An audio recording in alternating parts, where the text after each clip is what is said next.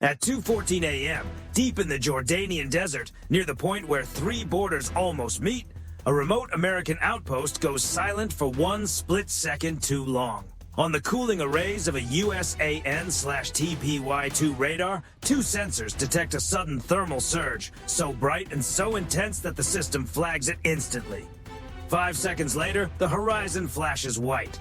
The $300 million X-band radar, the forward-looking eyes of America's THAAD defense network, is not simply damaged. It disappears from the grid.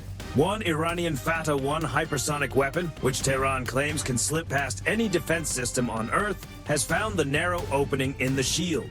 For Washington, this is more than a battlefield loss. It is a $300 million message. But inside the combat information centers of the U.S. Fifth Fleet, the reaction is not confusion. The radar in Jordan may be gone, but the command network behind it is still alive. The Pentagon has already authorized a full response through its integrated targeting system. If Tehran believed taking out one radar would leave the U.S. military blind, it has badly misread the machine it just provoked. Over the next 90 minutes, that machine begins to answer. To understand why the Pentagon immediately raises its regional alert level, you have to understand what an AN/TPY-2 radar really is. It is not just a dish scanning the sky. It is a massive truck-mounted phased array system designed to track extremely small objects at extreme distances. It feeds targeting data to SM-3 and SM-6 interceptors, the systems that help protect carrier strike groups, major bases, and entire cities. Losing it is like a professional boxer suddenly losing vision in the middle of a fight. The Iranian plan relied on overload and speed. First came a swarm of 20 low-cost one-way drones, sent in to crowd the radar's processors with targets and noise. While the system was sorting through that clutter, the Fatah-1 came in high through the upper atmosphere.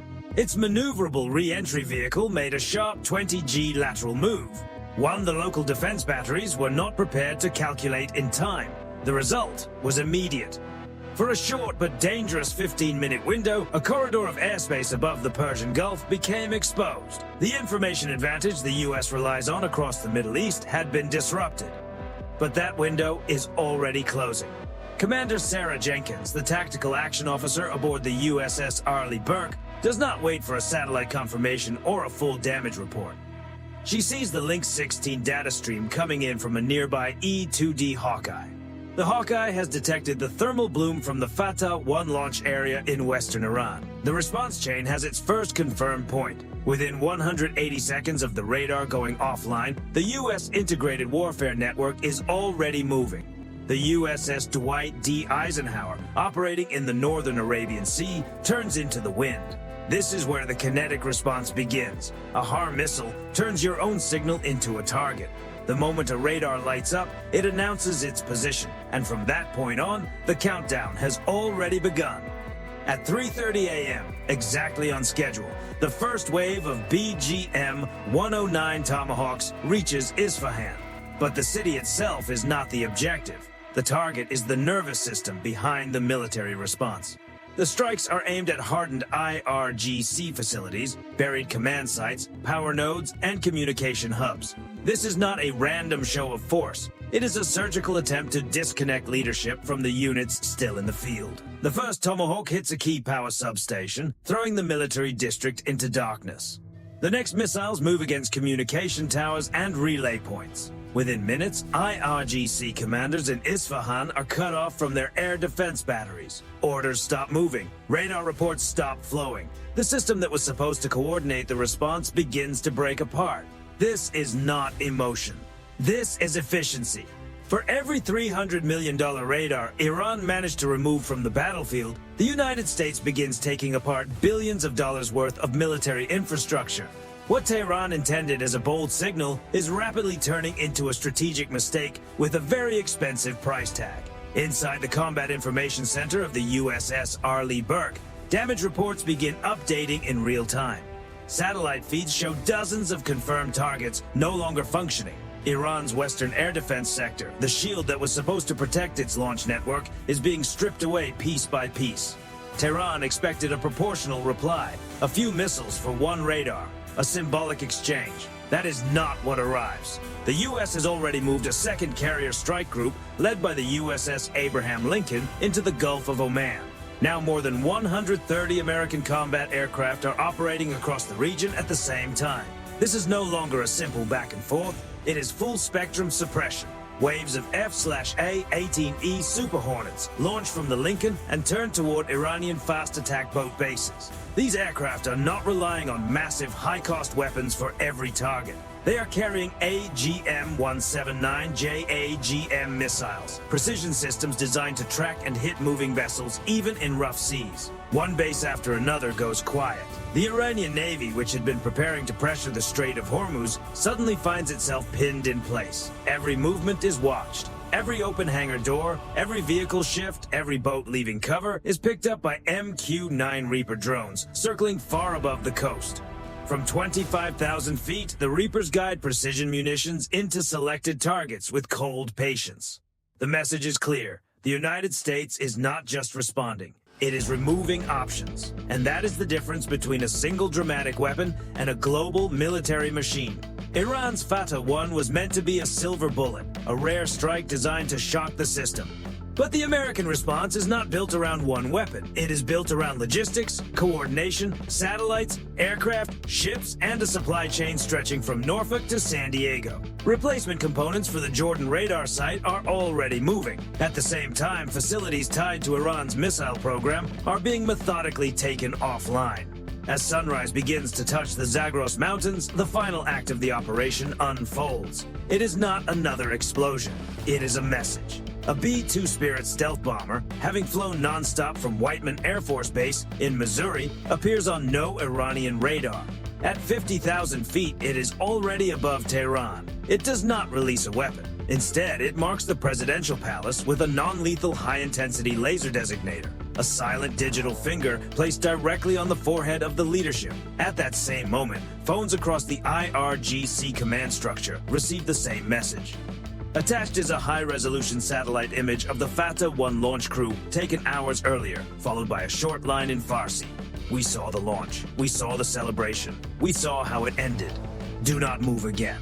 That is psychological dominance. The United States is not only showing that it can reach military targets, it is showing that it controlled the information space from the moment the first Iranian launch crew touched the button. The loss of the $300 million radar was not a clean Iranian victory. It was a live systems test, and Washington answered with precision. The aftermath of the 90-minute engagement is a harsh map of consequences. A GM-88 HARM missiles took 12 radar stations offline. 4 communication hubs were removed by BGM-109 Tomahawk attacks. GBU-31 JDAM penetrators collapsed 2 hardened hypersonic launch sites. And 1 elite IRGC command formation was left unable to function as a coordinated unit. The estimated cost to Iran rises beyond $4 billion in equipment, infrastructure, and years of underground construction. The cost to the United States is 1 radar system and the fuel burned by the aircraft involved. In the language of the Aegis system and its advanced processing power, this was not a chaotic response. It was a high-efficiency cleanup. The U.S. Fifth Fleet has proven that the targeting network is not a single straight line. It is a web. Break one strand and the rest of the web reacts. It vibrates, tracks the source, and sends the location through the entire system. The radar site in Jordan has not simply been replaced. 2 additional systems have been moved into position, protected by a dedicated layer of SM-3 Block 2A interceptors. These interceptors are built to meet advanced high-speed threats during the mid-course phase, when the target is traveling above the atmosphere. It is the modern version of hitting a bullet with another bullet in space. The gap in the fence is no longer open. It is now reinforced. Behind the numbers, the aircraft, and the advanced systems, there is still the human factor. The tactical action officer aboard the USS Arleigh Burke, the pilots in the F-35s, the technicians in Jordan who survived the initial impact. They all operate with a level of professional independence that may be the real advantage of the U.S. military. When the radar went offline, there was no command vacuum, no confusion, no pause. Every sailor already knew the next step. Every crew had trained for this scenario. They were not waiting for a speech or a dramatic order from Washington. They executed a coordinated response that had been rehearsed countless times in simulators, briefings, and live exercises. For Tehran, the lesson is painful. You can develop a headline-grabbing system like the Fatah one. You can build something fast, rare, and dangerous. But you cannot quickly build a system of systems. You cannot purchase 70 years of combat experience, joint coordination, logistics depth, and real-time battlefield integration. As the USS Dwight D. Eisenhower turns back toward its patrol route, flight deck crews are already preparing for the next routine exercise. The high-intensity phase is over for now, but the message remains. The Persian Gulf is quiet, not because the risk has disappeared, but because the other side has just been reminded of the gap between a single breakthrough weapon and a fully connected military machine. Taking down a $300 million radar creates a headline. Dismantling an opponent's sensors, communications, launch sites, and naval options in 90 minutes creates a strategic reality. So did Iran make the biggest miscalculation in modern naval history by targeting that THAAD radar? Or has the hypersonic era truly changed the balance, even after such a severe response? The numbers tell one story. A $300 million radar on one side, more than $4 billion in Iranian losses on the other. That is an overwhelming return in strategic pressure.